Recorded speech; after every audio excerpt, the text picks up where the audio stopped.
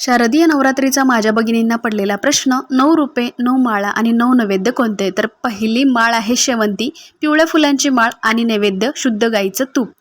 त्यानंतर दुसरा दिवस म्हणजे दुसरी माळ मोगरा, चमेली, तगर किंवा पांढऱ्या फुलांची माळ.